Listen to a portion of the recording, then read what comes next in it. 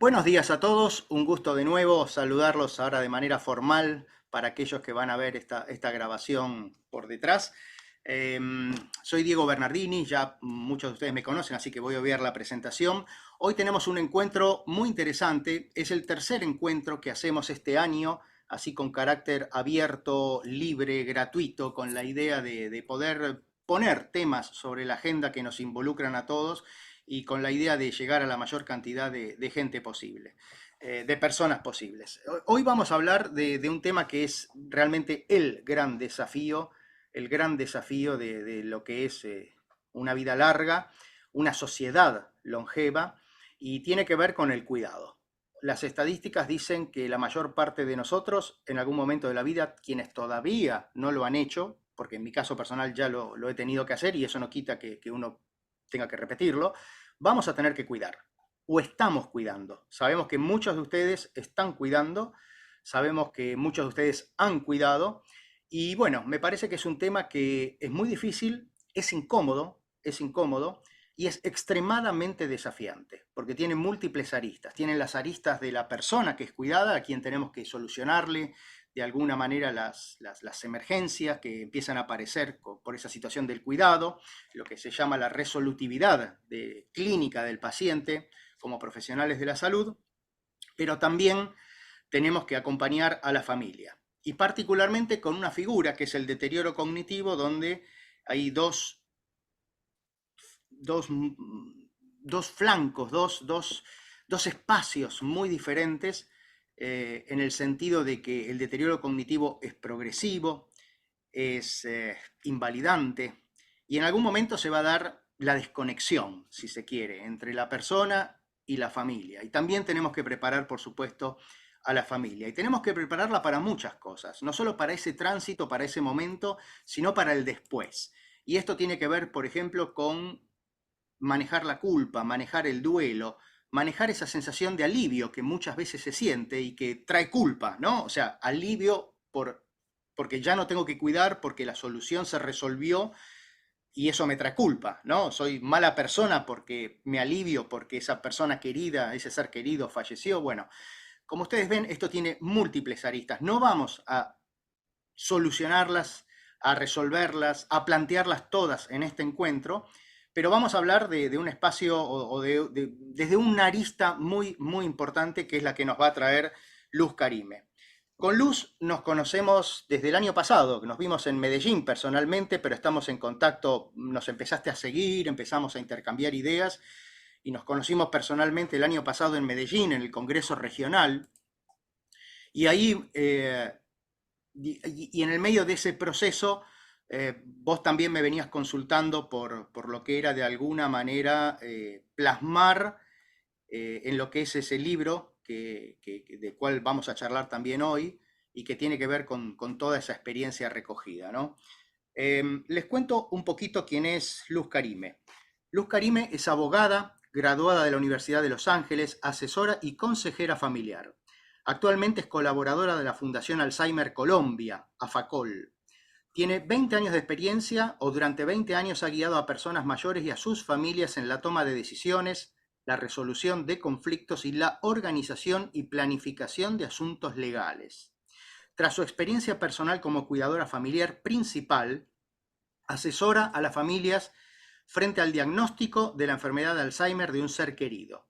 Brinda apoyo en la planificación del cuidado en casa, el autocuidado del cuidador, la prevención de conflictos familiares y la toma de decisiones dentro del marco legal de la enfermedad. La idea es que este encuentro que vamos a tener con Luz se desarrolle en una primera etapa como un espacio de intercambio de preguntas con Luz entre ella y yo, y después vamos a abrir el espacio a todos ustedes para que nos puedan acompañar en un conversatorio que esperamos, como digo, que no solo sea interesante, sino que va a ser movilizante. Les recordamos dos cositas que Leo les comentó desde el punto de vista de la convivencia del grupo. Los micrófonos, por favor, apagados, y cuando quieran hacer una pregunta, levantan la mano y tratamos de ir a la pregunta porque cuanto más corta y precisa sea, más allá de que haya algún comentario, más personas van a poder participar van a poder compartir sus impresiones de este encuentro. Dicho esto, Luz, te doy la bienvenida, un gusto enorme, nos encanta que estés acá con nosotros y por sobre todas las cosas que haya dicho, sí, acepto este reto. Bienvenida. Sí, no, muchas gracias a ti por la invitación. Pues yo feliz de poder compartir mi experiencia y todo lo aprendido durante tantos años de cuidado. Realmente pues a eso es a lo que me he dedicado, a compartir y a que los cuidadores, las personas que hoy cuidan a un familiar con diagnóstico de Alzheimer tengan las herramientas y puedan transitar ese camino de una manera más tranquila, ellos y sus familias. Y no, muchísimas gracias de verdad por esta oportunidad. Sí es un reto para mí estar acá contigo. Luz, te voy a hacer una pregunta que es muy grande, que también tiene una connotación muy personal, pero que creo que nos puede servir para iniciar un poco todo este diálogo. ¿Qué significa cuidar? Pues mira, para mí cuidar fue ponerme en los zapatos de mi mamá, aunque eso no es necesario. Uno se imagina qué puede estar sintiendo y qué puede estar pasando con esa persona y uno trata de resolver con todos los medios posibles que esa persona esté tranquila y feliz. Para mí eso era lo más importante, verla a ella tranquila porque tenía periodos terribles de depresión, de incertidumbre. Ella repetía mucho al principio no, durante toda la enfermedad, tenía momentos de lucidez muy cortos y decía que se quería morir. Y eso me movilizaba a mí para hacer hasta lo imposible. Yo realmente en la enfermedad me volví demasiado creativa para ver cómo mantenía su bienestar. Cuidar para mí es eso, lo que te dije, ponerse uno medianamente en los zapatos de la otra persona con compasión y sobre todo con mucho amor. Muchas veces cuando se habla del cuidado, uno piensa que todo lo que ocurre le ocurre a uno mismo, ¿no? Y que la particularidad del cuidado es única, cosa que lo sabemos, porque no hay dos personas iguales para cuidar. Pero contanos quién era y cómo era tu mamá. Mi mamá era una persona muy independiente. Se casó 2 veces, tuvo 4 hijos en el primer matrimonio, 2 hijos, lo cuento porque eso hace parte de todo el entramado legal, todo lo que tuvimos que vivir en familia. Ella siempre se sintió jovial, hasta en sus últimos años ella se creía muy joven y realmente sí, sí, sí era como muy niña, como muy, ¿cómo te dijera? Era como de avanzada, era una persona muy moderna para su época. Y siempre quiso mantener su independencia económica e independencia en todos los sentidos de la vida. Eso fue una gran lucha durante la enfermedad. Pues yo les cuento, por ejemplo, que cuando manejaba sus finanzas y ya yo me daba cuenta que las personas alrededor sabían de su condición y se aprovechaban, fue muy duro quitarle, o sea, sí, como quitarle esa responsabilidad. Mi mamá le encantaba el juego, la jardinería y esas fueron las actividades que yo utilicé como estimulación. Le gustaba el cine erótico, le gustaba la literatura erótica, entonces parte de sus actividades también, todos los miércoles íbamos a cine. Realmente yo creo que esa es la labor del cuidador, como mantener todas esas actividades que hicieron parte de su historia de vida. Luz, vos ahora estás en Bogotá, estás en Colombia, ustedes, toda la familia son colombianos, pero recién pensando en lo que decías de que tu mamá era una mujer de avanzada, vos me contaste que viviste mucho tiempo en Estados Unidos.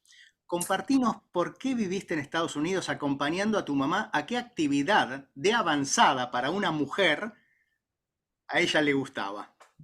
No, yo viví un tiempo muy corto en Estados Unidos. De hecho, todos mis hermanos viven en Estados Unidos y por eso yo cuidé a mi mamá, porque ella terminó viviendo aquí en Colombia y, y pues me hice cargo de ella. Pero mi mamá, por ejemplo, era de las personas que se iban a un casino, salían a las 3 de la mañana, le encantaba jugar Tetris, le encantaban los juegos, pues todos los juegos y viajaba por el mundo. A ella no le quedaba difícil absolutamente nada y viajó toda la vida por el mundo. De hecho, ella fue en parte una mamá ausente, pero pues escribiendo el libro me di cuenta que sí había sido una mamá físicamente ausente, pero muy presente con todos los valores y todo lo que nos enseñó. Era excelente cocinera, se preocupaba por todos. De hecho, yo fui muy cercana a ella porque a los 7 años, cuando me tuve el vitiligo, ella me cuidó y yo creo que ella me entrenó a mí para cuidarla a ella, porque ella hizo todo lo, mejor dicho, lo humanamente posible por curarme y creía en brujos, creía en santos, que creía en de todo, hizo lo imposible y terminé yo haciendo lo mismo por ella. Hasta ahí nos contaste quién era tu mamá, cómo era ella, comentaste que tenías 4 hermanos de su matrimonio anterior, hasta el momento de cuidar. ¿Quién era y qué hacía Luz Carime? Pues yo estaba en mis 40 años yo empecé a cuidarla a ella mucho antes del diagnóstico, por eso hablo más de 12 años, porque nosotros los hijos diagnosticamos a mi mamá con demencia senil y pasó mucho tiempo antes de tener un diagnóstico. En esa época en que no había diagnóstico, yo empecé a asumir muchas responsabilidades, inclusive nosotros, entre nosotros nos burlábamos. La demencia senil, se le está olvidando todo, ya no puede hacer muchas cosas. Yo terminé organizándole sus viajes, administrándole sus cosas, pagándole sus cuentas hasta que llegó el diagnóstico en el 2012. Ella ya tenía 82 años. Mis hijas estaban adolescentes, no, un poquito antes de la adolescencia. Y pues yo estaba trabajando, yo tenía mis actividades y de hecho nunca las abandoné. Lo que hice fue como incorporar el horario de cuidado y todas sus actividades a mi horario y eso fue lo que me llevó en últimas a enfermarme porque realmente me exigí mucho física y emocionalmente. Mencionaste cuando te pedí cómo te gustaría que te presentara, remarcaste cuidadora principal. Contanos un poquito cómo estaba conformada tu familia, qué significó ser cuidadora principal y qué frentes se abrieron, qué conflictos se abrieron con tus hermanos, porque no lo dijiste ahora, pero podrías aclararlo, vos sos de las menores o la menor. Sí, de las menores, la mayor de las menores. Sí, yo conocí ese término realmente en la fundación. El cuidador familiar principal es el que se encarga de absolutamente todo. Puede ser que los otros hermanos cuiden, pero cuiden en la distancia y no tienen el conocimiento necesario para opinar.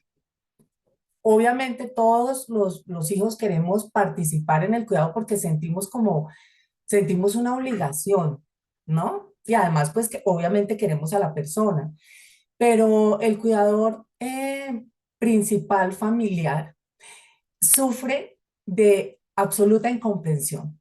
Las personas que no están en el día a día y no conocen el día a día, eh, opinan, juzgan. En mi caso, por ejemplo, alguno de mis hermanos me pidió un segundo diagnóstico. Recibía mensajes como, ¿a usted por qué no se le ocurrió hacer esto? ¿Por qué no lo hizo así? ¿Por qué no pensó más bien en esto en vez de lo otro? Y pues eso es como una falta también de reconocimiento por la labor que uno está haciendo. No comprenden el tiempo que uno invierte en el cuidado y pues eso genera muchos conflictos, eso genera muchos conflictos. Yo en un momento de la enfermedad decidí limitar la información, porque cuando pedía una opinión, terminábamos mal. Entonces dije, no, yo voy a tomar las decisiones que tenga que tomar y no vuelvo a compartir muchas cosas del día a día, como qué come, cuál es, cómo la voy a llevar al médico, situaciones del día a día que no comprenden. De hecho, vos dijiste que te enfermaste. Mm. Me enfermé terrible. Eso fue como una acumulación de desgaste físico y emocional, y yo te digo que más que por el cuidado, por la situación familiar que estábamos viviendo. Nosotros durante la enfermedad de mi mamá no tuvimos comunicación los 6 últimos años de su enfermedad, precisamente por conflictos legales, por problemas. Entonces, cuando murió mi mamá, yo me enfermé, duré un año muy enferma, y de ahí fue cuando pensé en escribir el libro. Y escribiendo el libro, y pues yendo atrás en el tiempo, pude identificar esos estados emocionales que había vivido, esos dolores como en el pecho cada vez que yo recordaba los conflictos. Yo no dormía, vivía irritada, vivía muy ocupada, demasiado ocupada. Yo no tenía espacio en mi horario para otras actividades que no fueran el trabajo, mis hijas y el cuidado.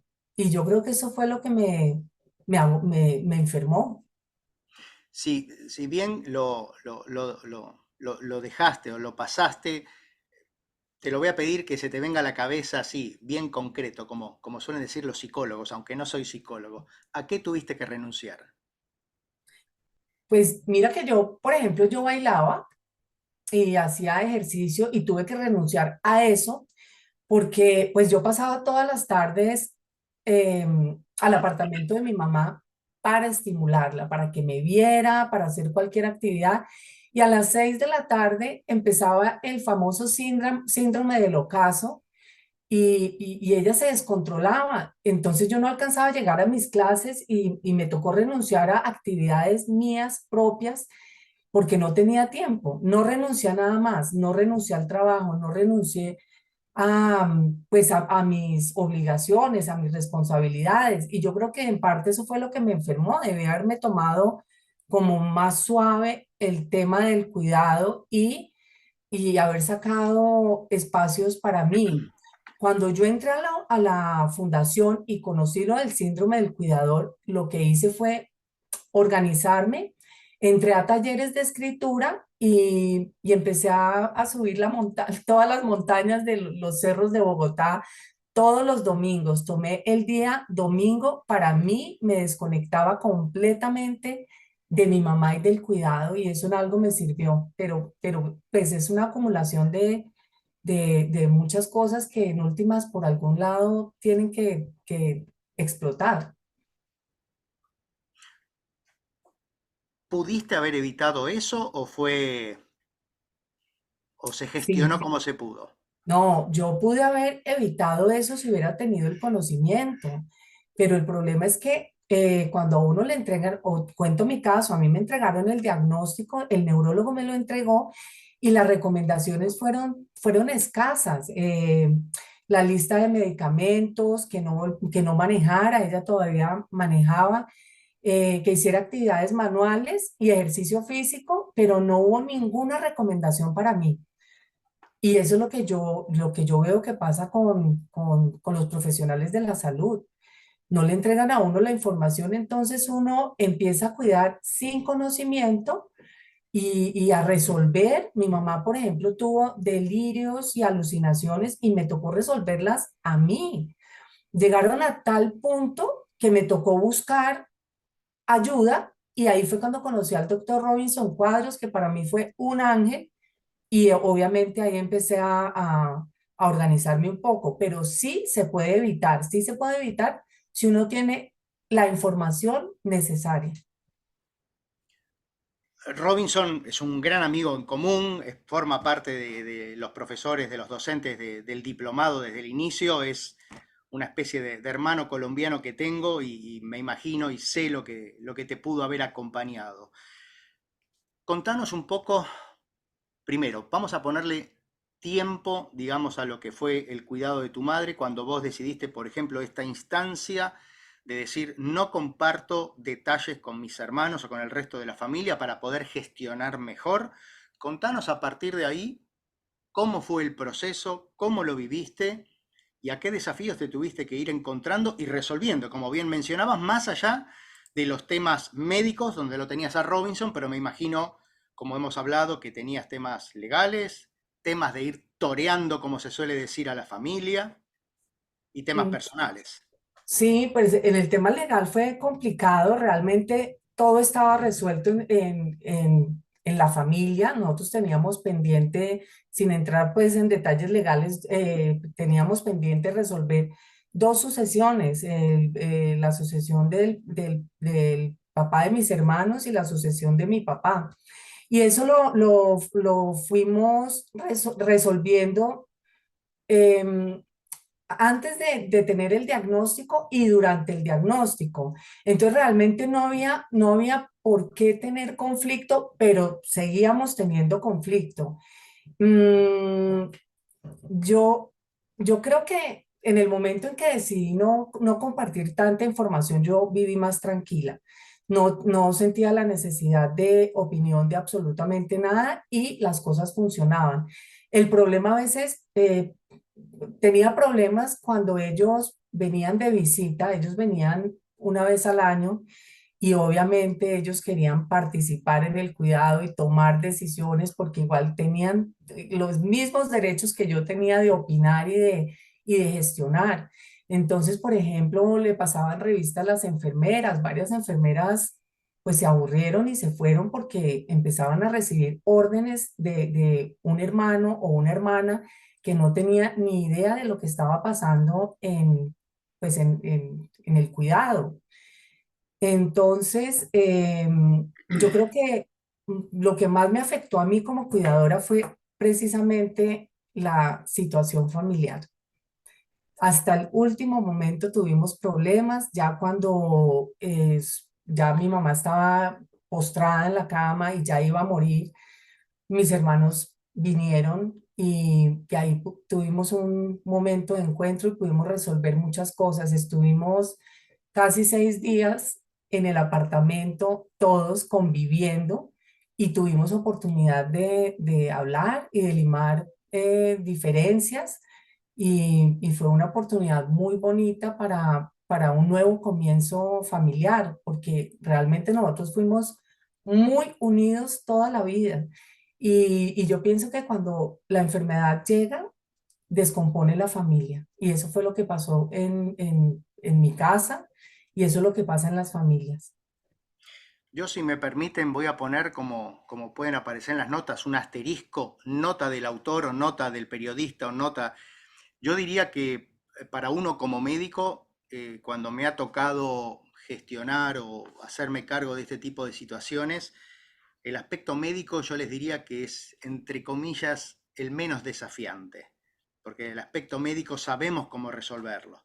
El tema es que la dinámica familiar, hay una historia de vida que le pertenece a cada uno de los integrantes, donde uno de alguna manera puede identificar roles, puede identificar algún tipo de vínculo, algún tipo de conflicto, pero la dinámica familiar yo diría que es lo más desafiante, porque además, y esta es la otra pregunta, esto se perpetúa durante mucho tiempo. ¿Cómo, Luz, cómo evoluciona el Alzheimer?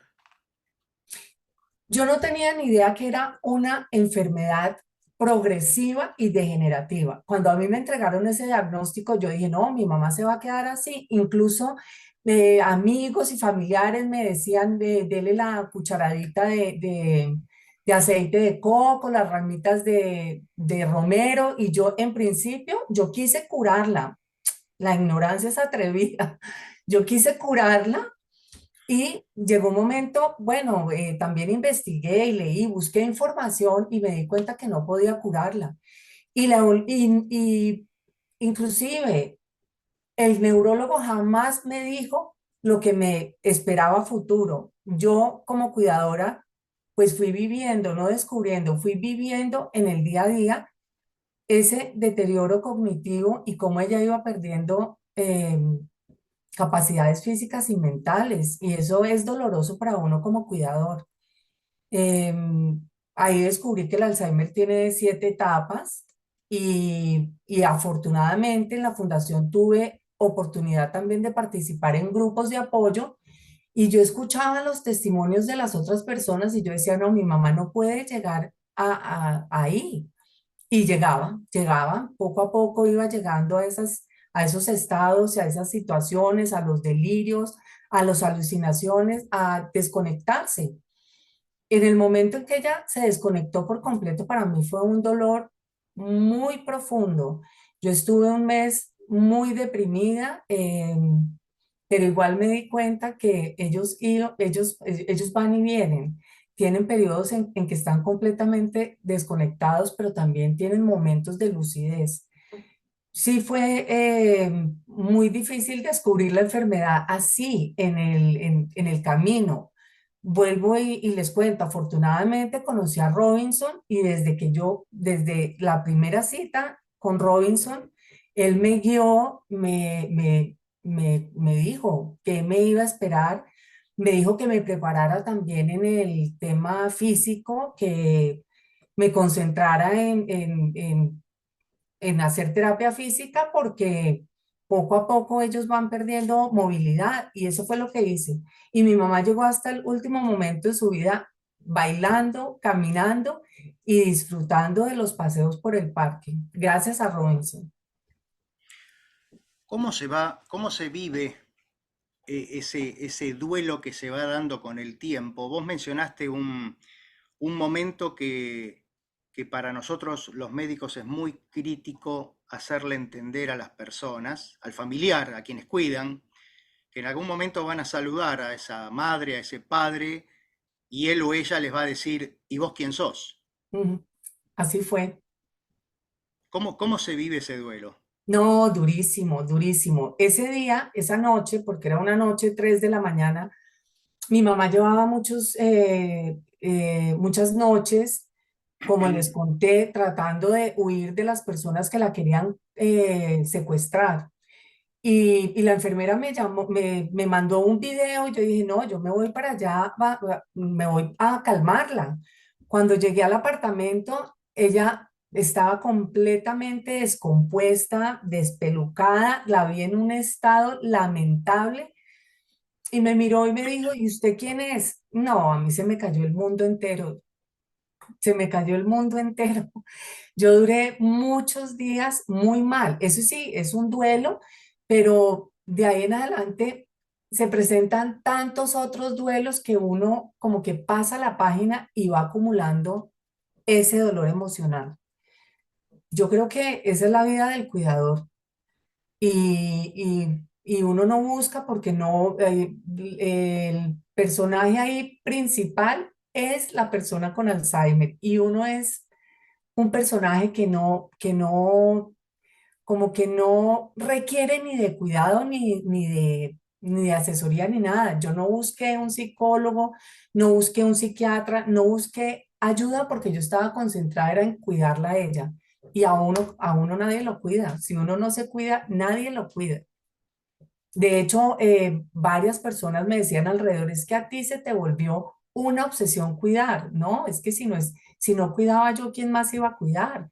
Y yo tuve un buen grupo de apoyo, tuve enfermeras, terapia física, terapia de música, de arte. Yo tuve un equipo que me apoyó durante toda la enfermedad, pero a veces se queda corto para uno como cuidador el apoyo que uno debería recibir.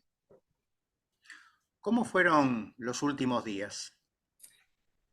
Los últimos días, ella tuvo un accidente cerebrovascular y entramos a la clínica. Ella estaba muy bien. Entró a la clínica y en cuestión de 15 días ella ya no comía, ya estaba totalmente postrada. Yo me interné en la clínica, prácticamente vivía todo el día al lado de ella porque además te exigen que ese paciente con Alzheimer siempre esté acompañado. Entonces hacíamos turnos con las enfermeras y fue muy duro porque ya era aceptar que realmente ya no había nada por hacer.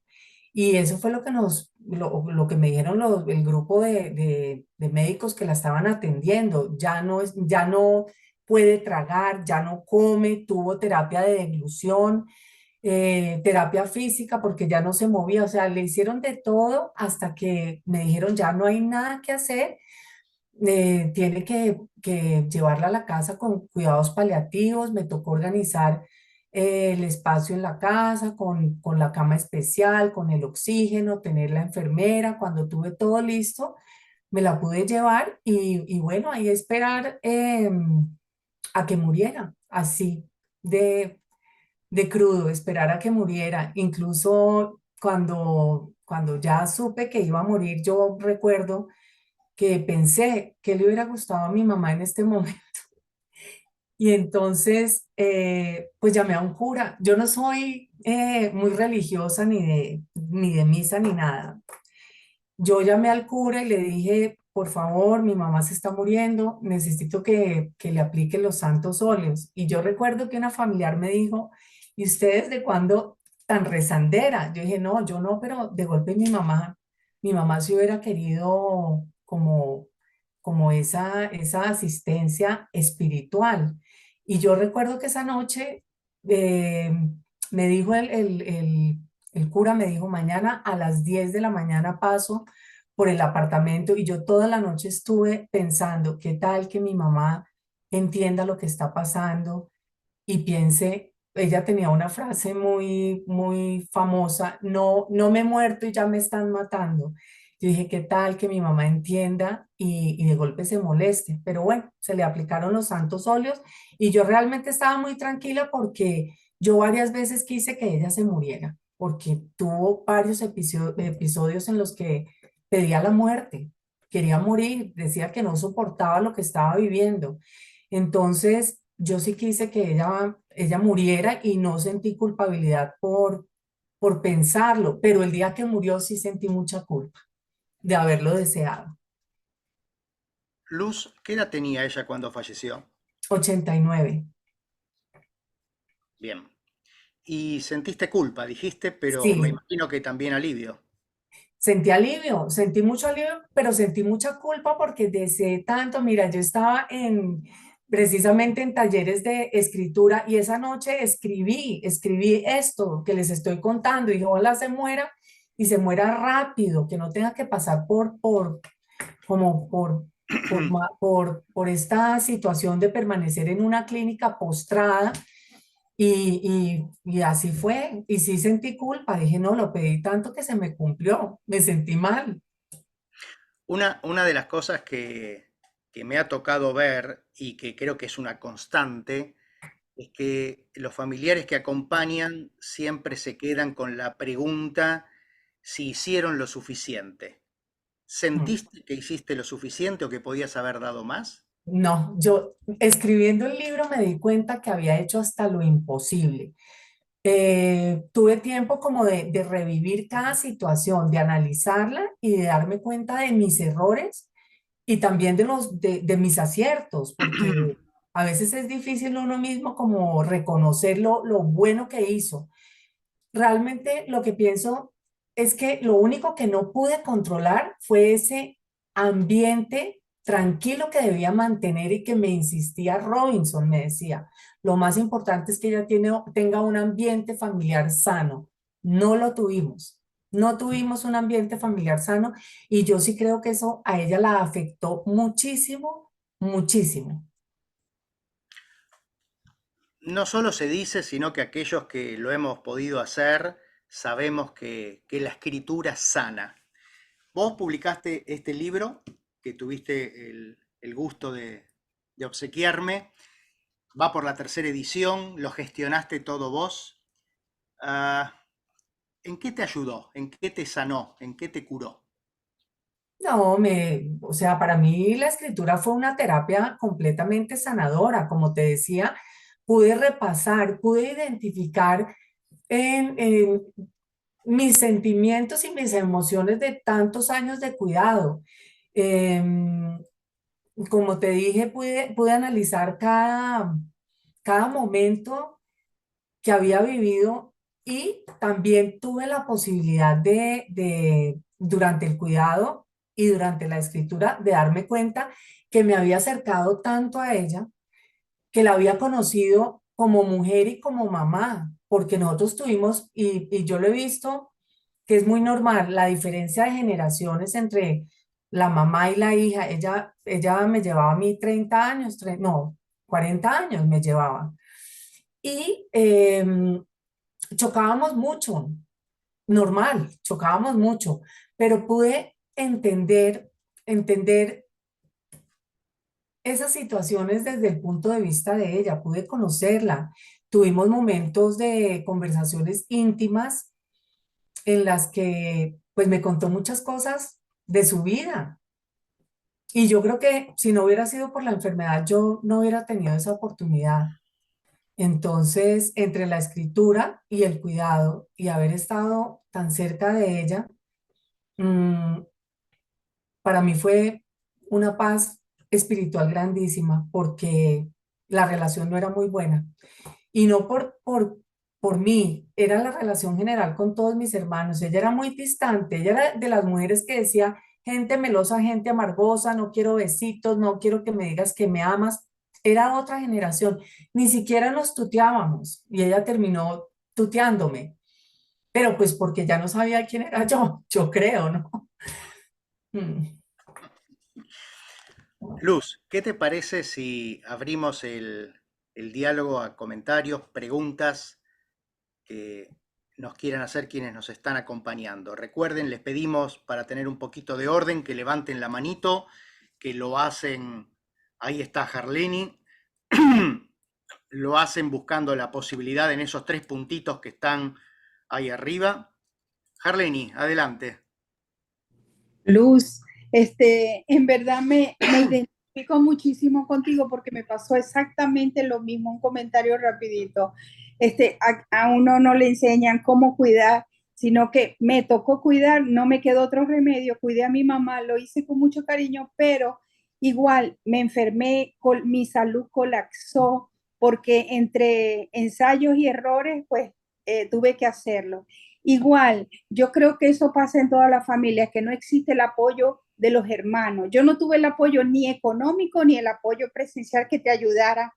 Entonces, tenía mis hijos chiquitos, tenía que trabajar, tenía que pasar la noche cuidando a mi mamá. Entonces, claro, llega un momento que totalmente colapsé. Y la neurólogo que veía a mi mamá, ella nunca me informó ni me dijo lo mismo, ¿no? Ella va su deterioro va a ser progresivo hasta que llega un momento que la persona pues está totalmente descontrolada. Nunca me dijeron eso, entonces todo para mí era como una sorpresa, cada día una sorpresa y cada día me tocaba cosas ver que era imposible saber qué era lo que estaba pasando. Y en aquel tiempo pues yo estaba muy joven, entonces para mí eso fue un choque grandísimo, igual me enfermé. Ese era el comentario, Luz, pero de verdad que me identifico mucho contigo.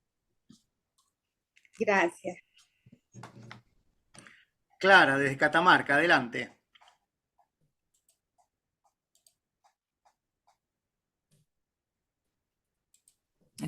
¿Qué tal? A todos, hola. A mí también me pasó exactamente lo mismo que a Luz, pero quiero decir algo que ella no mencionó, que tal vez no le tocó. Yo escuché de algunas personas cuando yo pedía asesoramiento o en alguna ocasión cuando quise ponerle a mi mamá en un geriátrico, hay gente como enfermeras que me decían que ellos, las personas con Alzheimer, estaban en un mundo feliz, en, que estaban viviendo otra realidad, pero que esa realidad era feliz. Y pude comprobar realmente que no es así, porque en una ocasión le pregunté a mi madre cómo se sentía y ella me dijo que estaba confundida, que ella le parecía que vivía dentro de un sueño. Creo que hay que desmitificar lo que esa gente, desde supongo que la ignorancia, dice que están los enfermos en un mundo feliz. Estoy convencida de que no es así. Gracias, Clara. Luz. Pues yo creo que hay tanto desconocimiento que creer que ellos viven en un mundo feliz, eso no es así. No es así. Que uno puede ayudarlos a estar más tranquilos, sí, pero al menos mi mamá cuando tenía oportunidad gritaba y gritaba con un dolor tremendo que no quería seguir viviendo.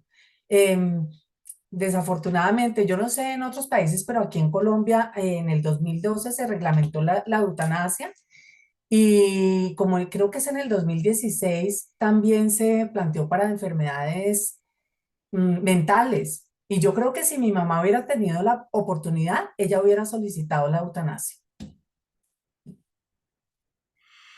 Gracias, Luz. Fernando, antes voy a hacer una aclaración. Fernando es una persona también muy querida de la casa, hizo el diplomado con nosotros, pero además Fernando en Bogotá está cuidando y también publicó un libro y ya lo hemos hablado con Fernando. Fernando también va a estar en algún momento compartiendo, como hoy lo hace Luz, su experiencia con nosotros.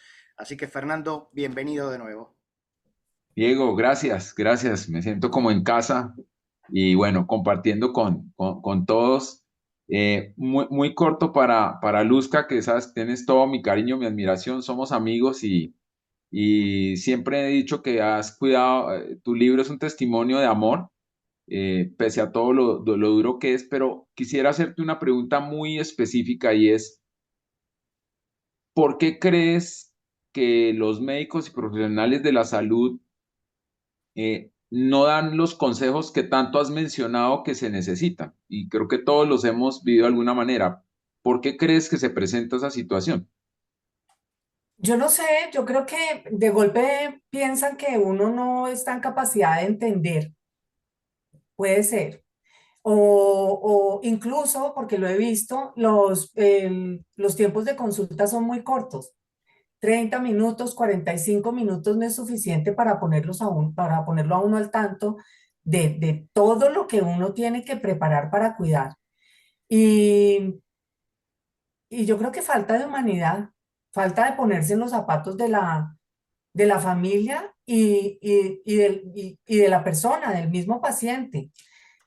Si tuviéramos esa información a nosotros se nos facilitaría muchísimo la labor de cuidar y seguramente ese paciente con Alzheimer viviría en mejores condiciones. Yo creo que es eso.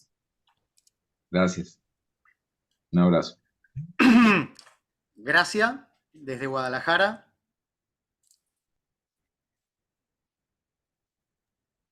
Hola, pues muchísimas gracias por tu testimonio, Luz. Yo quisiera preguntar si por ejemplo, o sea, tú decías que cuando ya les dieron el diagnóstico, tu mami tenía 82 años. Yo lo que quisiera preguntar es si, por ejemplo, a una persona de 60 años puede tener ese diagnóstico o es nada más, podría ser demencia, o que dicen que las hormonas, o, pero no sé. Ustedes, ¿tú qué dices? O tú, Diego, ¿qué creen? Pues yo no podría decirte porque no soy neuróloga, pero por ejemplo, sé que existe el Alzheimer temprano, pero pues yo no podría responderte. Yo creo que Diego puede responder esa pregunta. Sí, hay formas de Alzheimer temprano, generalmente eh, están de alguna manera, tienen un componente muy fuerte genético. De hecho, Colombia, en la zona de Antioquia, y lamentablemente la semana pasada justamente falleció el gran investigador, pero por sobre todas las cosas, la gran persona que inició todos esos estudios. En esa zona de Colombia ya están codificadas más de 200 ramas familiares diferentes que además se las encontró en otra parte de Colombia con un componente genético que si bien es algo muy muy confinado a esa zona, son formas de deterioro cognitivo que se inician pasados los 30 años. Y las personas no suelen superar los 45, 47. Es un proyecto de investigación multilateral, está metido Harvard, está metido el Banco Mundial, están metidos las universidades principales del mundo financiando y viendo qué es lo que está pasando allí. Lo que sí sabemos, que sacando eso, que es algo muy particular, el Alzheimer temprano existe y que en general la evolución, como decimos los médicos, es más tórpida, es más rápida, más invalidante eh, y también más desesperante, porque como a mí también me ha tocado ver personas muy jóvenes, porque con esa edad es muy joven, ir viendo el deterioro es terrible, pero sí, existe. El deterioro cognitivo tiene distintas figuras. La enfermedad de Alzheimer es 7, 8 de cada 10 casos. Hay otras formas más, como la vascular, la frontotemporal, que tienen cada uno, por ejemplo, sus características. Por ejemplo, el caso de Bruce Willis, el actor, él tiene una frontotemporal, pero el 70, 7, 8 de cada 10 casos son enfermedad de Alzheimer. Concha, bienvenida. Qué gusto Gracias. tenerte por acá. De nada, gracias, un gusto. Gracias, Diego. Muchísimas gracias. Me impactó muchísimo, Luzca, algo que dijiste, que la escritura te había llevado a identificar tus sentimientos y lo que estabas viviendo y a clarificarte cómo hiciste todo el camino. Yo te sugiero que consideres dar un taller a las personas que están sufriendo algo así, de cómo empezar a escribir eso. Porque la verdad, creo que podría ser muy enriquecedor la paz que se ve que te dio hacer el libro. O sea, de veras, qué emoción, qué manera de sentirlo. Em, y otra cosa nada más, que yo tengo una amiga que su marido tiene Alzheimer y le dio a los 60 años.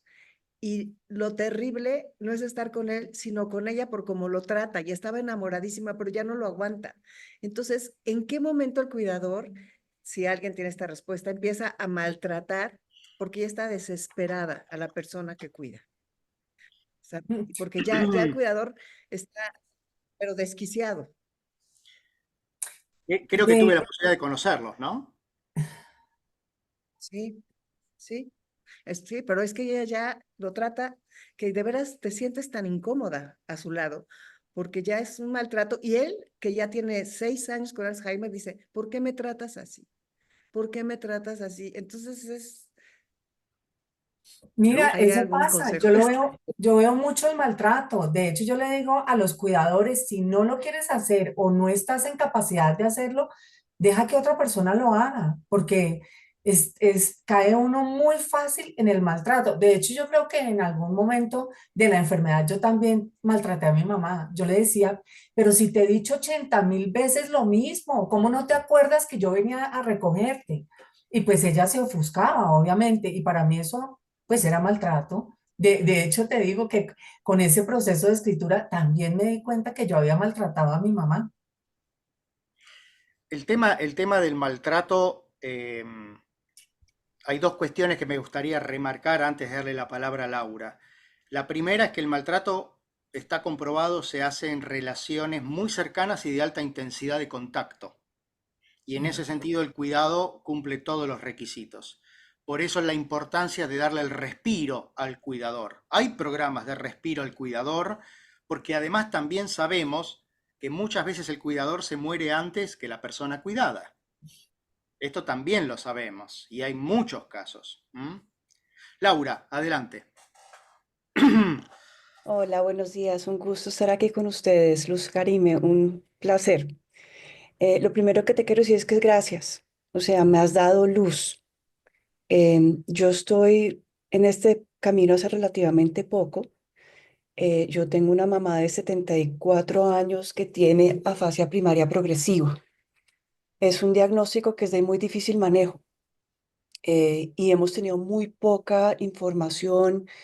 No hemos tenido de parte de los médicos, digamos, la disposición o el conocimiento. Bueno, yo no quiero ponerle palabras a nadie, pero nos hemos sentido muy solos. nos hemos sentido muy perdidos frente a este diagnóstico y realmente saber que hay personas como tú que ya tienen un cierto acervo de información al cual podemos acceder es una gran tranquilidad. Entonces, pues primero que todo, gracias. Y lo otro que, o sea, la pregunta que tenía para ti era, o sea, mi mamá igual que la tuya pues es una mujer dura, de muy poco afecto físico, de muy pocas palabras de cariño.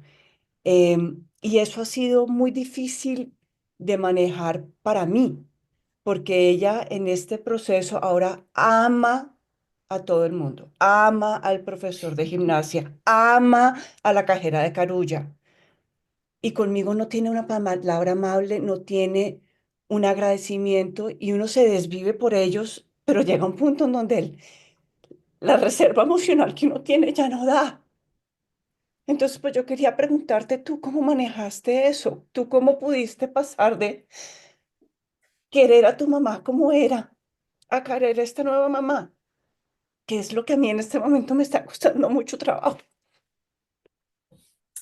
Mira, yo lo veo como un proceso. Mi mamá también era dura en el sentido, como les conté, de que no me diga palabras de amor, ni me toque, ni me consienta, pero precisamente en la evolución de la enfermedad se volvió un caramelo. Y yo no, o sea, no entendía, ni mis hermanos. Para nosotros fue algo rarísimo y realmente lo que tiene uno es que cerrar los ojos y seguir firmes al lado, porque no son ellos los que, es la enfermedad, no son ellos los que están siendo rudos con uno, sino la enfermedad. Es que también yo me imagino, no sé qué se sentirá, pero sentirse uno constantemente perdido o levantarse uno de la cama y no identificar ni los objetos ni nada, eso debe ser muy duro, muy difícil. Entonces De yo creo acuerdo. que pues paciencia y paciencia, mucha paciencia y mucho amor. Gracias. Clota, estás mutada, estás mutada. Ahora, Perfecto. hola, buen día, muchas gracias por este encuentro, doctor. Muchas gracias, Luz, por tu testimonio. Bueno, yo a partir de la enfermedad de mi marido, un cáncer de páncreas, me encontré en esta situación, muy joven, con dos niñas muy chiquitas, y tuve que aprender cómo cuidar a un paciente terminal. Después que falleció, que fue muy dura su enfermedad, donde tuvo todos los recursos, muy difícil para el familiar aprender con el enfermo en el mientras transcurre la enfermedad. Por lo cual me puse a investigar y hice un curso de cuidados paliativos y estuve como voluntaria 4 años y sigo en contacto de un hospice donde te enseñan en cierta manera cómo acompañar al enfermo, ¿no? Es muy difícil porque uno tiene que estar muy preparado emocionalmente, tanto como profesional como familiar, ¿no? Y a veces uno no tiene todas las herramientas y a veces los médicos no pueden acompañar porque están para dar el diagnóstico. Entonces lo que me parece que hace más falta, desde mi humilde opinión, eh, más conocimiento sobre el cómo acompañar a un paciente, porque a veces no alcanza solamente con la compasión y el amor. Tiene que estar uno muy equilibrado para sostener.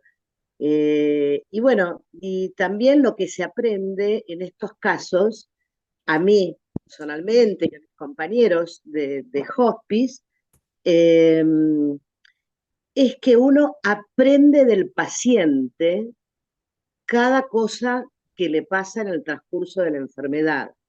Entonces me parece que lo que hace falta, hablo desde mi país, no sé en otras partes del mundo, formadores de cuidadores, ¿no? Bueno, y esto es lo que yo quería compartir desde mi humilde lugar, ¿no? Me parece que es lo que tenemos más experiencia en este momento. Y bueno, y en esta edad que tenemos me preocupa mucho más a mí, ¿no? Porque tal vez pueda yo estar en esa situación el día de mañana. Entonces, intento formarme para poder colaborar. De hecho, me ha pasado con familiares y con amigos que uno se acerca en situaciones límites para colaborar, pero a veces el paciente, el familiar, eh, resiste el tema del acompañar o el tema del final de vida, no sea de la enfermedad que fuere. No sé qué opina usted, doctor o Luz. Luz. Sí, necesitamos escuelas de formación. Eso es importantísimo. Si yo no yo llegué por casualidad a la Fundación Alzheimer, donde yo no hubiera conocido la fundación, mi vida hubiera sido un total infierno, de verdad. Entonces, y eso es lo que yo promuevo en mi libro. Primero, visibilizar esa labor tan invisible del cuidador. Y segundo, la necesidad de prepararnos para hacerlo bien. Para hacerlo bien, para no sentir culpa, para no sentir agotamiento, porque sí se puede evitar todo eso, pero con conocimiento. Sí, sí, sí. Sí, los espacios de cuidado claramente son necesarios.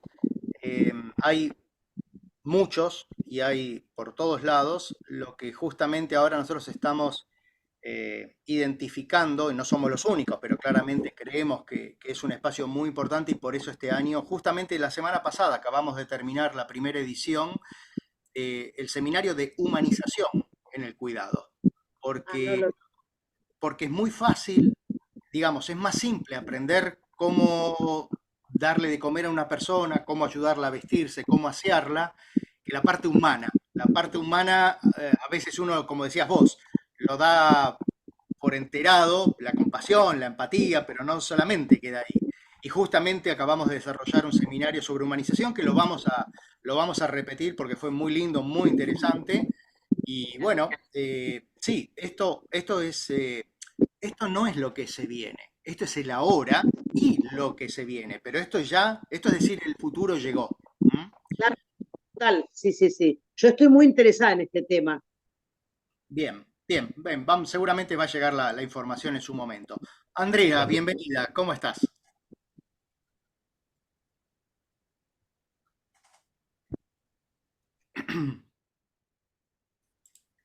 Perdón, voy a hacer un pedido por la hora y por el tiempo que tenemos, por las personas que faltan aún preguntar, que traten en lo posible de ir a la pregunta concreta porque todavía falta gente y estamos ya bastante pasados del tiempo aproximado que teníamos calculado. Andrea. Sí, buenos días a todos. Hola, doctor. Gracias, Luz, por tu testimonio. Gracias a todos por estar. Bueno, yo me encuentro transitando también la enfermedad de mi madre con Alzheimer y voy a tocar un tema que creo que no he escuchado. Ella ha sido muy agresiva conmigo, vamos ya en 7 oportunidades.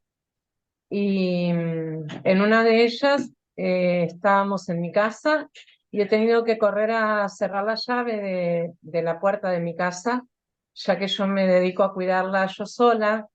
Todavía no hay otra persona que la cuide, tengo hermanos también. Y el médico de que la lleva me está indicando de que sería hora de que integre una enfermera a la vida del cuidado de mi madre.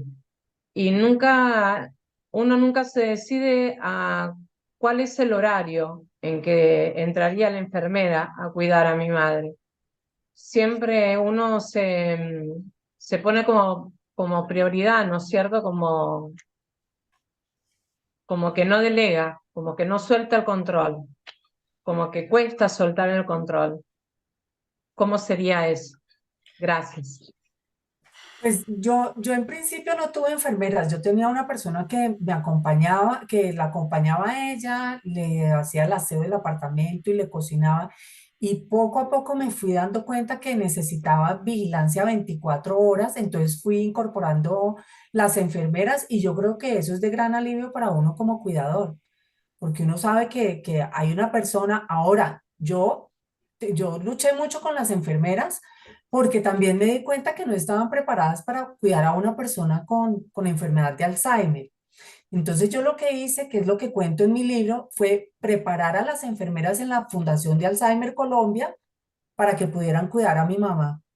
Yo me quería curar en salud en todos estos temas y era la única manera de yo sentirme tranquila, de no estar permanentemente al lado, no sentir esa necesidad de estar permanentemente al lado de ella. Pero yo creo que son situaciones que uno puede organizar por el bienestar de uno como cuidador. Andrea, yo diría lo siguiente. Lo primero, el horario se acomoda mucho a la familia. Ejemplo, si vos sos una persona noctámbula, que estás mejor, despierta hasta tarde, que te sentís mejor, claramente ella debería estar durante el día para cubrirte tus horas de descanso.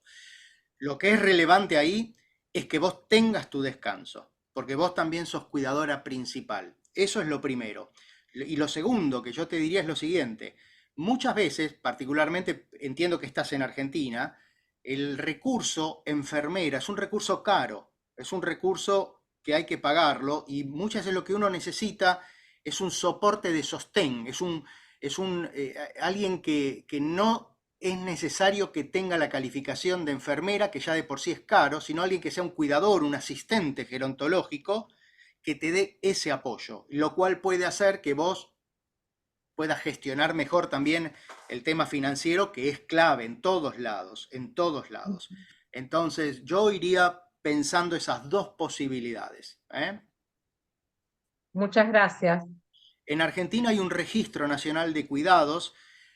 ¿Vos estás en dónde estás? ¿En Ciudad de Buenos Aires?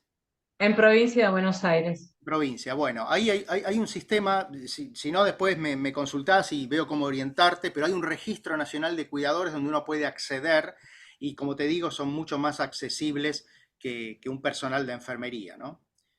Ok, muchísimas gracias. De nada. Silvana, adelante, bienvenida.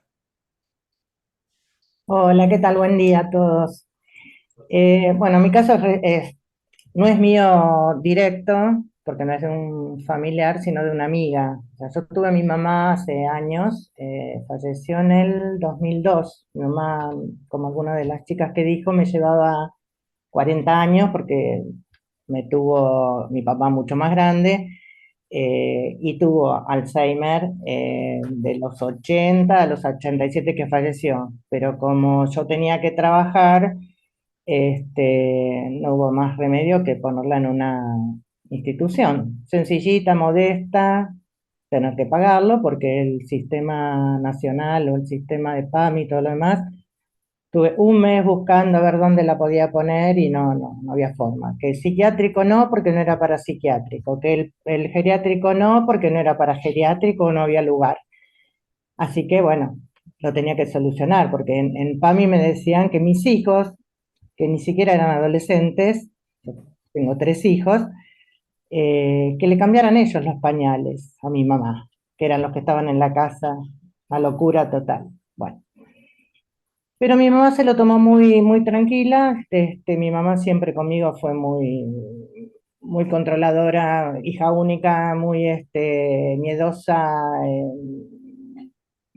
caprichosa, agresiva, digamos.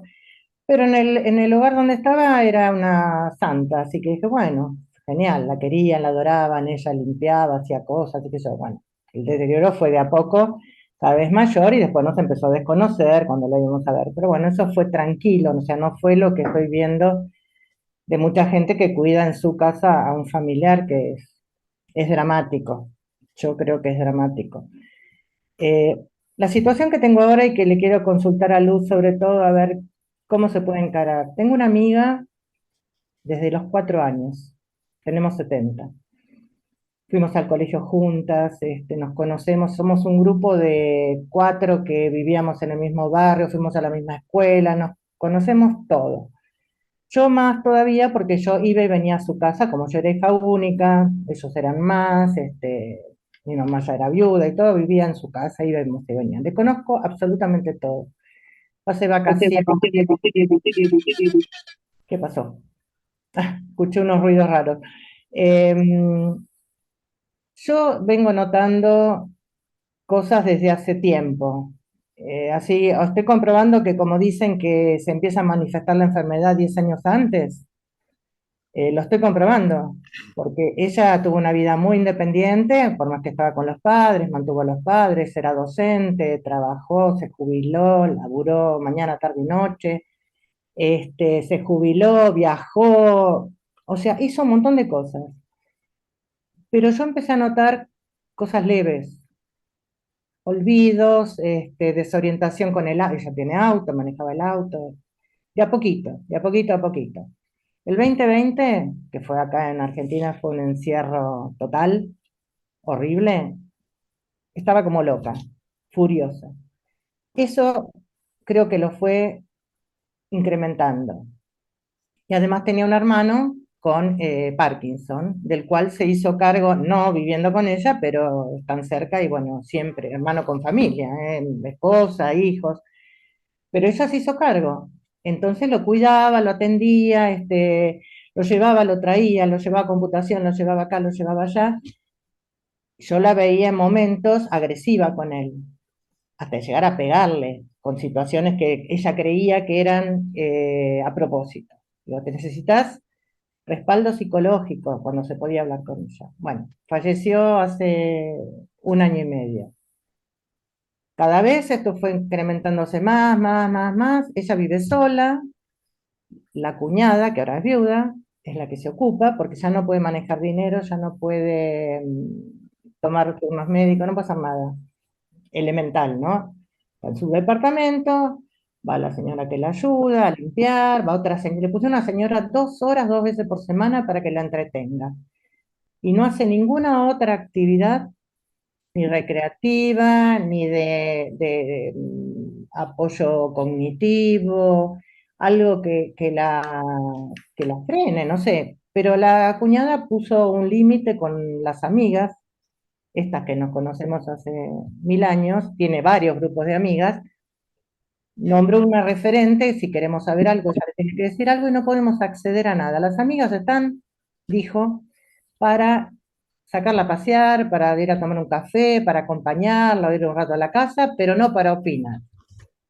Estamos desesperadas, porque no se está haciendo nada de lo que hay tanta cantidad ahora de conocimiento, de tratamientos, como para frenar esto. Sé que va a seguir en aumento, pero ¿se puede hacer algo? Porque es difícil la cuñada esta, es muy complicada, ella controla todo, pero No, a ver, ¿por uno qué creo que hablar? me parece que lo importante es que uno tiene que entender que hay límites. O sea, uno puede ayudar, puede acompañar, pero también no se puede inmolar. Y esto me parece que es importante. Cada uno analizará la situación como tal, pero bueno, por eso no hay dos casos iguales en este sentido, No, Ana. Así no, que bueno, gracias por la idea. Tenemos un gracias. material que queremos compartir con ustedes, pero como les dijo Leo, estamos con la hora. Entonces les pido que por favor vamos al grano con las preguntas. Tenemos a Ana, a Sara, a Marité y a María Inés. Ana, adelante. Gracias, buen día. Rápidamente anoté aquí, en primer lugar, muchísimas gracias por compartir. Hay detalles muy importantes que se repiten, veo en las cuidadoras y que al principio uno siente esa culpabilidad y ese sentimiento fue con lo que me identifiqué. Y lo peor y lo mejor viendo ese libro es que se da después de que muere también el paciente, no nada más durante o el familiar, no nada más durante el cuidado. Entonces, gracias por compartir porque ese sentimiento pues veo que se repite y eso es algo normal, dijéramos que tenemos que trabajar. Tengo poco que llegué a esta comunidad. Muchas gracias por existir porque uno no se resiste a buscar ayuda y hay que aprender a delegar. Se repitió conmigo las opiniones sobre la obsesión en el cuidado del familiar y después digo, uy, después tú eres culpable por cuidarlo más, ¿no? Entonces eso también, esos sentimientos, veo que se repiten. Yo tuve la oportunidad de ir, me decidí a buscar ayuda con una tanatóloga. El día que fui en la mañana, mi madre falleció en la noche y agradezco mucho porque pude despedirla con mucha tranquilidad para mí y para ella, pero fue algo que falleció y todavía sigo trabajando. Les digo, voy a buscar el libro y algo que me deja me gusta escucharlos. Voy a terminar nada más el comentario de que yo llego a esta comunidad con esa intención de formarme para colaborar cuando yo llegue a mi edad adulta. Tengo 55 años, perdón. Pues cuidé a mi papá y a mi mamá y yo creo que importante compartir toda esta información, tanto de los ponentes como de la comunidad, porque pues es la mejor manera de tener más sana una comunidad de adultos mayores, longevos y sanos. Gracias, gracias por compartir. Y voy a Un buscar. gusto. Esa es la idea, ser parte y tener 55 y percibirse de 25. No tiene nada de malo. Bueno, un pequeño error. Sara, bienvenida, Gracias. adelante. Hola, buenos días. Pues muchas gracias a todos quienes están aquí, sobre todo a Diego, a Luz y a Leo por hacer y abrir este espacio. Puntualmente lo que quiero comentar con ustedes es esto. Las personas, lo que yo he ido aprendiendo en el camino, cuidé a mi padre, cuidé a mi esposo y he tratado de prepararme en toda esta situación de demencia senil, como que engloba todo. Las personas con esa situación quizás muchas veces no pueden expresar sus emociones y por eso a veces son esas actitudes de hostilidad. Pero realmente las emociones las tienen a flor de piel y ahí es donde hay que fijarse cuando nos toca cuidar a alguien en esa situación. Decimos que para los cuidadores y cuando tienen un paciente, no nada más con demencia, sino con cualquier otro tipo de enfermedad, que el paciente es importante, pero los cuidadores son urgentes por el desgaste emocional y físico que tienen. La otra cosa que quiero también comentar es que si hay posibilidad, quienes están en situación parecida, de estar en un grupo de apoyo con situaciones similares, ayuda muchísimo, porque lo que sucede es que si oímos a alguien que le ha funcionado, quizás si lo aplicamos nosotros en nuestra situación, también nos puede dar buenos resultados. Y la última, quizás comentar en este momento a dos cosas, sí. Es ver a nuestro familiar con otros ojos, no como la persona estricta cuando tuvo que educarnos, cuando tuvo que enseñarnos, sino ya en la situación en que están con su deterioro cognitivo, son personas desvalidas. Por eso hay que enfocarnos más hacia la parte emocional. Ya son es mi mamá, pero es mi otra mamá, es diferente, es otra persona en la parte emocional. Y además de lo que dijo Diego acerca de grupos que con la cuestión genética tienen esta propensión y quizás en algunos momentos por algún otro tipo de enfermedad tienen este tipo de consecuencia o por algún accidente, también se ha visto que muchas veces cuando ustedes, digo yo ya pasé, pero ustedes que están tan jóvenes, también es muy importante cuidar la alimentación porque también puede incidir en alguna de estas situaciones de enfermedad. Y pues creo que es preparar a la familia. Es muy importante, porque si se prepara a la familia, estén cerca o no estén cerca, será de mucho apoyo quien funge como cuidador primario. Muchas gracias por este espacio, gracias por escucharme. Gracias, Sara, muchas gracias. Marité, muchas gracias por venir y gracias por tu valentía en el momento que estás pasando. Tenés el micrófono. Bienvenida. Gracias, Diego. Muchas gracias. Luz Karime, querida, gracias por lo que nos has compartido. Sí, yo estoy fresquita, mi mamá acaba de partir y he escuchado los testimonios, el tuyo, Luz Karime, y el de cada uno, y yo quería compartir que yo he estado, me ha tocado estar en el otro lugar, en el ser la hermana, la hija, pero no vivir con mi mamá. Entonces, ver a mi hermana como la cuidadora que vivía con mi madre y con su familia. Y dijiste algo, Luz Karime, sobre las conversaciones que tuviste con tus hermanos y lo importante que habían sido.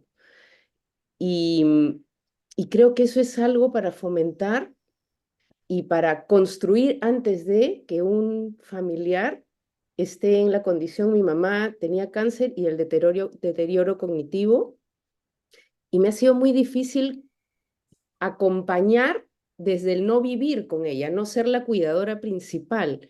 Entonces, coordinar con mi hermana, tener conversaciones, dar ideas, proponer, eran como no aceptadas, porque como ella era la cuidadora, no se permitía poder escuchar otras posibilidades.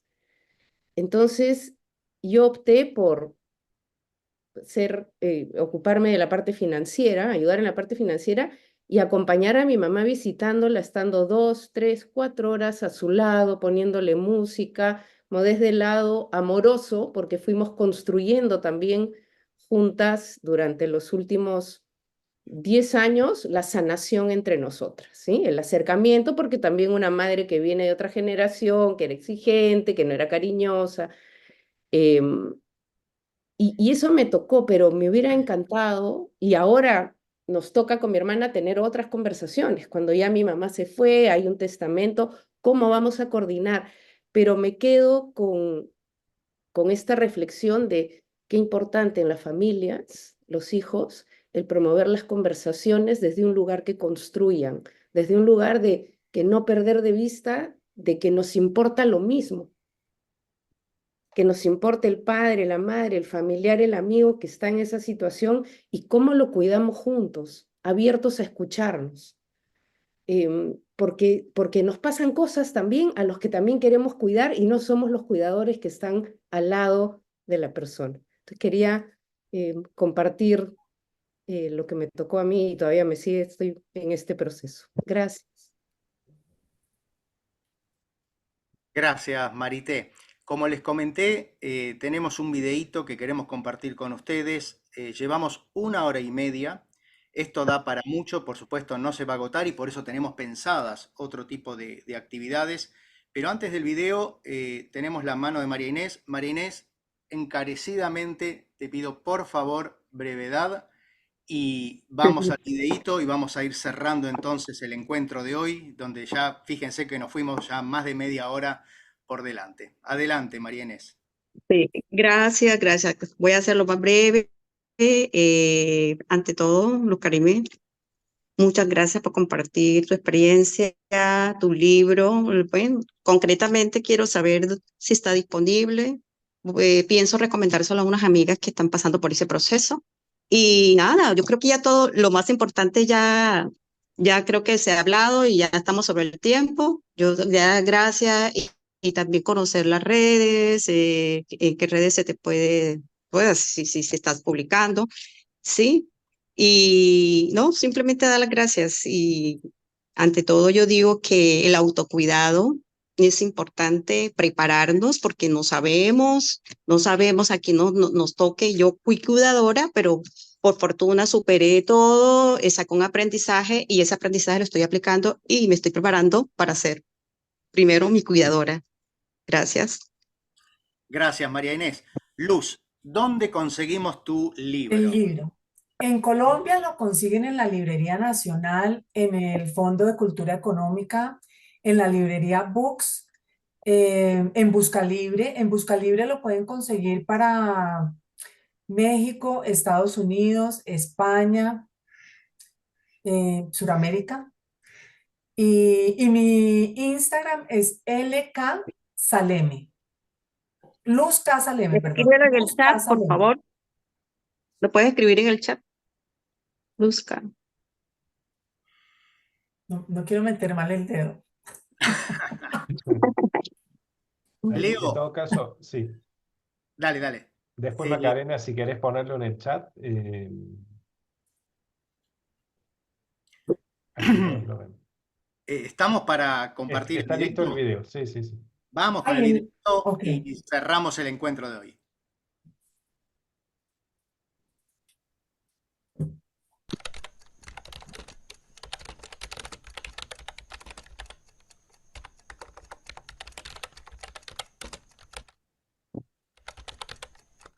Luz Karime Saleme. Luz Karime Saleme. Ajá. ¿Y qué eres mía?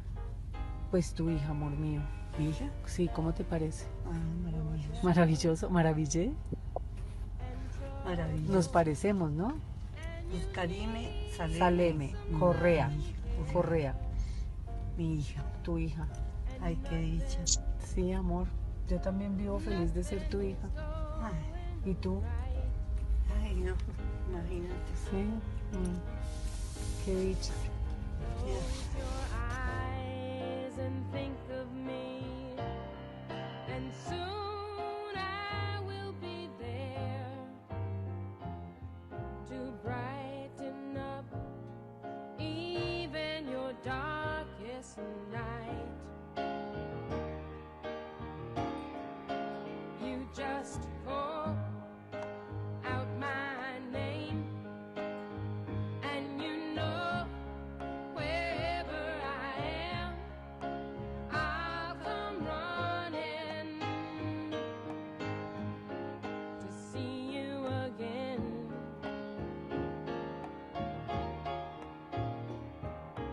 Winter, spring, summer, or fall,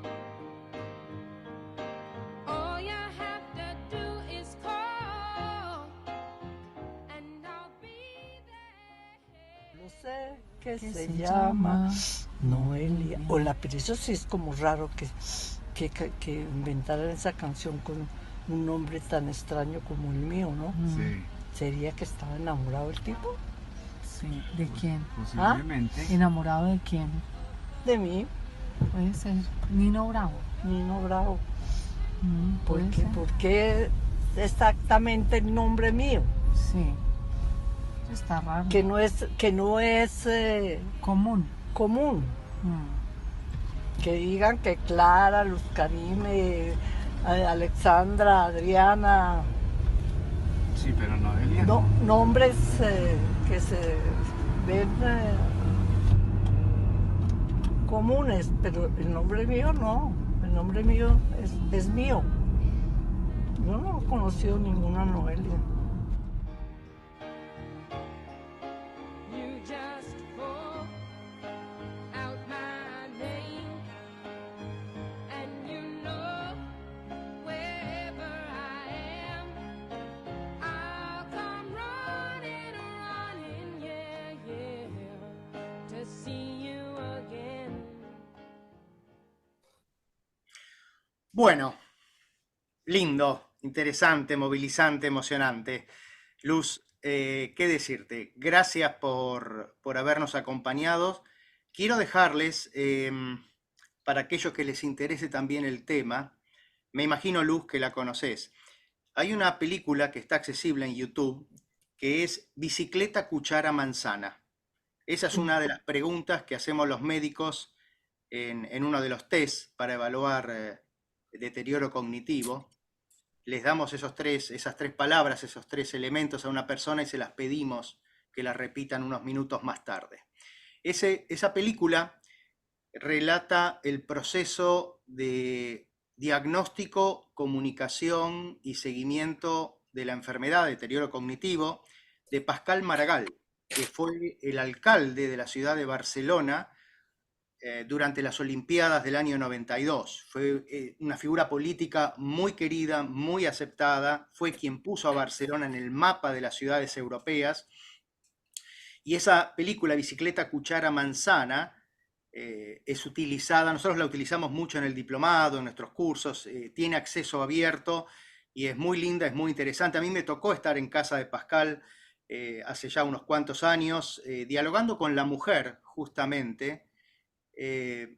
Pascal Maragall hoy todavía está vivo, está bastante desconectado porque estuve con una de sus hijas el año pasado en Barcelona. Ellos dieron origen a la Fundación Pascal Maragall, que es uno de los, o la institución en toda España que más avance tiene en la investigación de Alzheimer.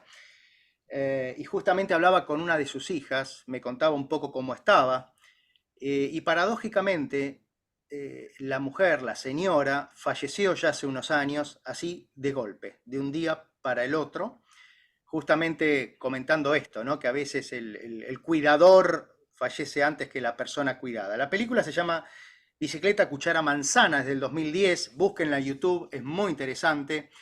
Fernando, te agradezco también que colocaste ahí en el chat el link de Buscalibre para encontrar el libro de Luz. Sí. Y bueno, en principio... Y arriba, perdón, arriba está, Macarena compartió el Instagram. Ah, ¿sí? perfecto. Es @luzksalem. Perfecto. Perfecto. Sobre las actividades que vamos a tener en el futuro en la comunidad, ese seminario de humanización, terminada la primera edición, lo estamos reconfigurando, estamos analizando qué funcionó, qué corregiríamos, cómo nos gustaría que sea en el futuro. Vamos a tener, como saben, encuentros.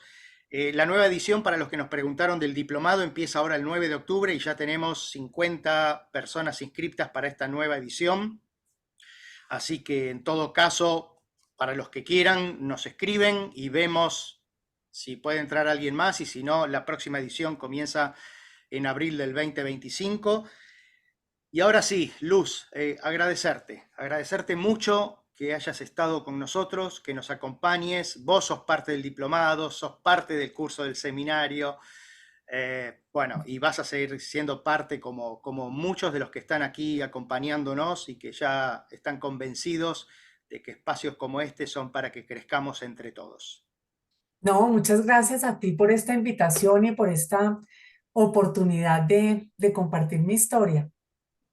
Espero que hayan quedado buenos mensajes en cada uno de ustedes. Ojalá. Creo que una muestra es que llegamos a las 100 personas, que era el tope que teníamos, y apenas cayó un poquito ahora en los últimos 10 minutos, porque mantener la atención 1 hora y media no es poco. De mi parte, agradecerles a todos ustedes que nos acompañaron, que están convencidos que lo que estamos haciendo es compartir experiencias, conocimientos, sobre todo con honestidad, con responsabilidad, con respeto, y por supuesto gracias a mi equipo, Leo, Maca, Abigail, que estás ahí en México. Bueno, un gusto enorme y vamos a estar en contacto. Así que, Luz, de nuevo, gracias a vos. Gracias. Y María, un abrazo bien, bien fuerte y cercano.